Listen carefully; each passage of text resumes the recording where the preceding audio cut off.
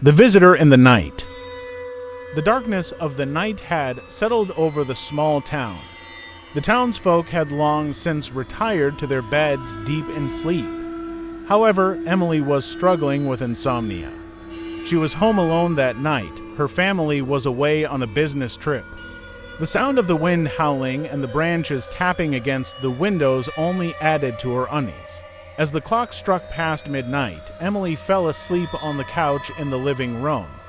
Suddenly, she awoke to a rustling sound coming from the kitchen. Her heart started to race.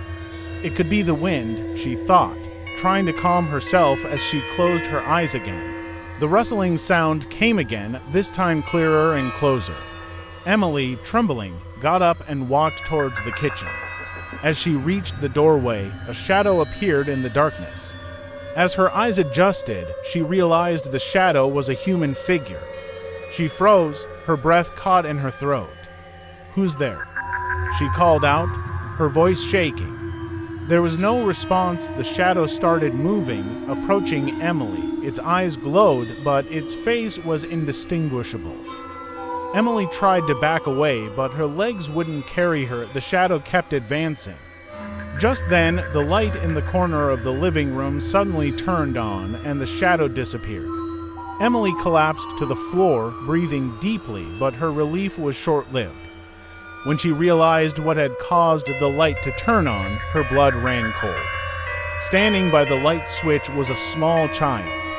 The child's eyes were vacant and expressionless, with a strange smile on his lips.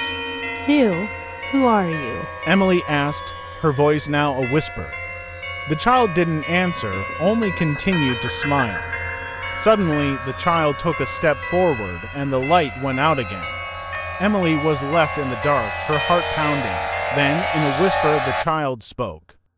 "I want to play a game with you." Emily screamed and ran outside. When she opened the door, the moonlight shone brightly. However, there was no trace of the child or the shadow. Outside the house, it was a peaceful night. Emily shivered as she tried to catch her breath in the cold night air, but she couldn't decide whether to go back inside. After that night, Emily was terrified of being alone at home. When her family returned, she didn't have the courage to tell them what had happened. But every night, the image of the child's vacant eyes and strange smile haunted her dreams.